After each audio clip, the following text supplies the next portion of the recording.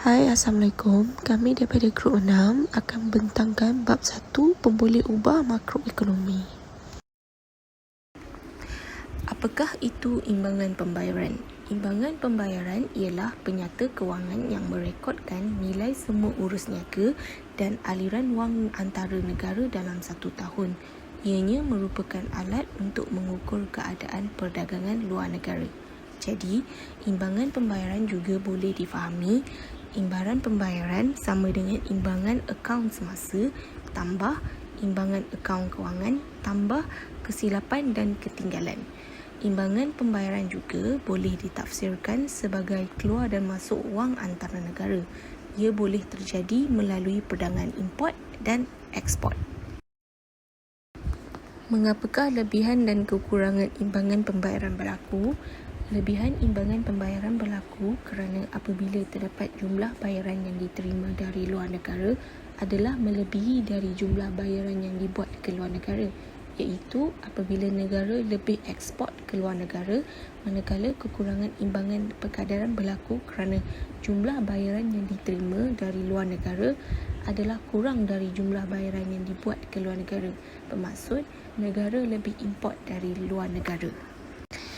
Apakah kesannya?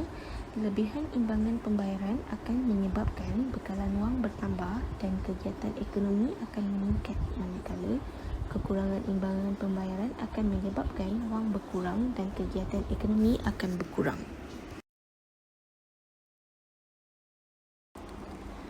Seperti contoh, pada suku tahun 4 2019, imbangan akaun semasa Malaysia merekodkan lebihan sebanyak RM7.6 bilion berbanding RM11.5 bilion pada suku tahun 3 2019. Pada tahun 2019, lebihan imbangan akaun semasa mencecah RM49.7 bilion. Imbangan akaun semasa mencatatkan lebihan yang mengecil disebabkan oleh defisit yang lebih tinggi pada perkhidmatan iaitu RM4 bilion dan pendapatan primer mencatatkan defisit RM15.7 bilion.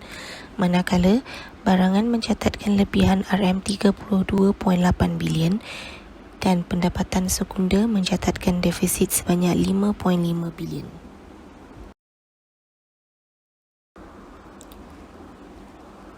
Manakala imbangan akaun kewangan pula mencatatkan aliran keluar bersih RM0.6 bilion, terutamanya disebabkan oleh aliran keluar yang lebih rendah pada pelaburan portfolio iaitu RM2.8 bilion. Aliran masuk bersih pelabuhan langsung mencatatkan RM2.2 bilion, manakala aliran keluar bersih derivatif kewangan sebanyak RM0.6 bilion dan aliran masuk bersih pelaburan lain sebanyak 0.6 bilion. Faktor kekurangan imbangan pembayaran adalah kerana defisit atau kekurangan dalam akaun semasa dan akaun modal. Antara langkah untuk memperbaiki imbangan pembayaran adalah seperti menggunakan caduran emas, menyekat import, menggalakkan ekspor, mengawal tukaran asing, menaikkan kadar bunga, melaksanakan dasar deflasi atau menurunkan nilai mata wang. Apakah pula maksud kadar pertukaran? Peranan kadar pertukaran ke atas imbangan pembayaran bergantung kepada sama ada permintaan dan penawaran pertukaran asing berinteraksi dalam pasaran pertukaran bebas atau pasaran pertukaran kawalan kerajaan. Berikut ialah contoh pertukaran mata wang Malaysia MYR berbanding Amerika Syarikat USD. Harga jual ialah RM4.0880 dan harga beli ialah RM4.0850.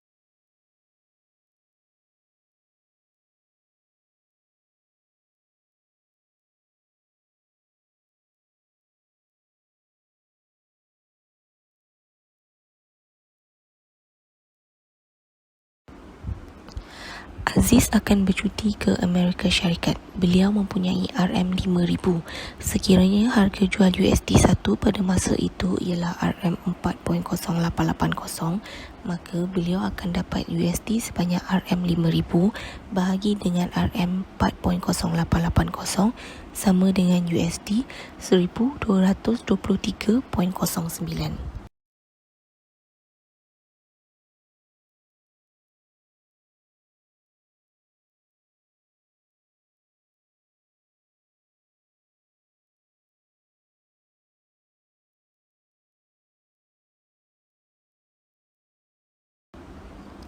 Contoh kedua ialah pelancong dari Amerika Syarikat sedang bercuti di Malaysia.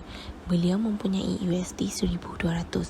Sekiranya harga beli USD 1 pada masa itu ialah RM4.0850, maka beliau akan mempunyai RM sebanyak USD 1,200 kali RM4.0850 sama dengan RM4,902.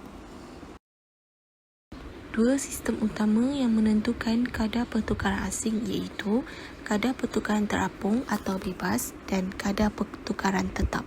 Kadar pertukaran terapung atau bebas bermaksud ianya mata wang yang berubah-ubah atau kadar pertukaran fleksibel atau ditentukan sepenuhnya oleh kuasa pembintaan dan penawaran di pasaran pertukaran asing. Manakala kadar pertukaran tetap bermaksud sejenis rejim kadar pertukaran di mana suatu nilai mata wang tetap atau bersandar oleh autoriti monetari menentang nilai mata wang yang lain, bakul mata wang lain atau ukuran nilai seperti emas.